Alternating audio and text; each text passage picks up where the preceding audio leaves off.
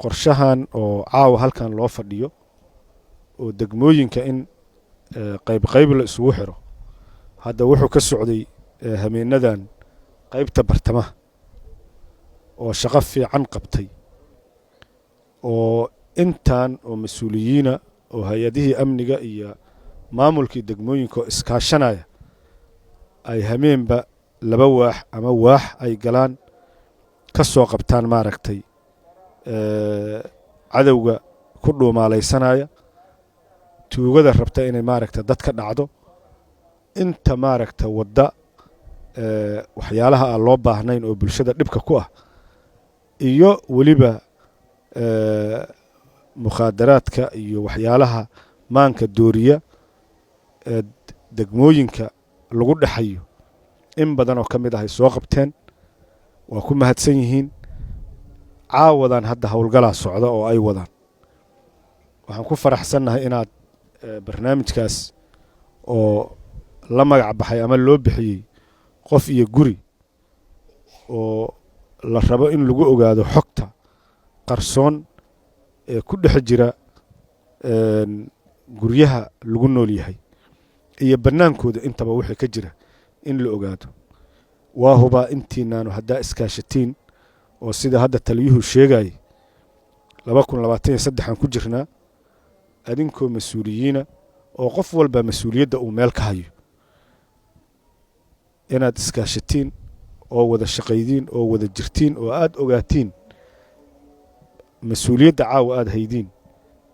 iyo middaan hayno inuu ilaahay nagula xisaabtamayo oo aysa ahayn xarago kaliya in lagu xaragoodo oo ay tahay in bulshada loogu adeego dad badan oo naga qiimo badan ama naga aqoon badan ama naga geesisan ama naga karti badan waa hubaa ayaa bulshada Soomaaliyeed ka buuxda oo jooga fursada u helnay inaan intaanaanu bulshada u adeegno fursadaas aan u helnay inaan bulshada u adeegno waxaa loo baahan yahay si daacadnimo ku jirto inaan bulshada ugu adeegno haddii marka aan ugu adeegi weyno annagoo mas-uuliyaddii bulshada hayna oo guryaheenna aan la jiifanno ama dadkii oo dhibban aan maaragtay u gargaari weyno waa wax ilaahay hortiisna maaragtay na sugaayo maalinta yoomalqiyaama na sugaayo madaxdii maaragta naga sarreydana ay nagula xisaabtami doono laakiin lambar 1 anigu waxaan aaminsanahay mas-uuliyadda aan hayno ilaahay inaan uga cabsanno inaan ka xishoonno ka cabsanno ilaahay aan ka cabsanno oo aan qof bini aadana aan ka cabsan muddada aan qof walba mas-uuliyadda u hayo mas-uuliyaddu waa kala weyn tahay hadba heeray joogtaa laakiin ogow intaad adigu joogtid ayaad mas-uul u tahay mas-uuliyaddaadu intay la eg tahay ayaad mas-uul aad u tahay oo mas-uuliyad ay ku saaran tahay marka walaalayaalow waa mahadsan tihiin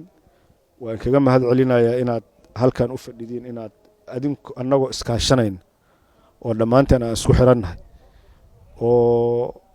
taliyayaasha ugu sarreeya iyo tiimkiina caawa halkan fadhiya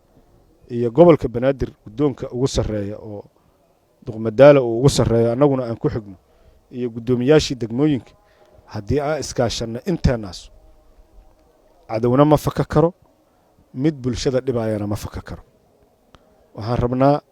inaan magaaladan horumarkeeda aan ka shaqayno taliyaasha saldhigyada oo booliiska kuwa nabad sugidda oo xuuraanka iyo sirdoonka iyo dadka maaragtay xogtooda inay keenaan loogu talagalay maamulkii degmooyinku ayaguna jooga kuwa waaxaha iyo tabeelayaasha iyo laamaha iyo ka shaqeeya oo mas-uuliyaddaas ilaahay u dhiibay haweenka dhallinyarada dhammaanteen haddaan iskaashanno oo dadkaas la adeegsado cadowga kuma dhumaalaysan karo nuucuu raba ha ahaado ama ha noqdeen kuwa maaragta dadka isbaaraysanaya oo shaarka shacabka wata ama ha noqdeen kuwa raba inay maaragtay khawaarijta raba inay dadka dilaan oo dhacaan oo handadaan oo xoolahooda ay qaataan waa ognahay hadda maanta meeshay nimankaasu marayaan xaalkooda siday uga caddahay cali dheere daraad markuu hadlayay calaacalkii ka baxay iyo qayladii ka baxday waa la gaarsiiyey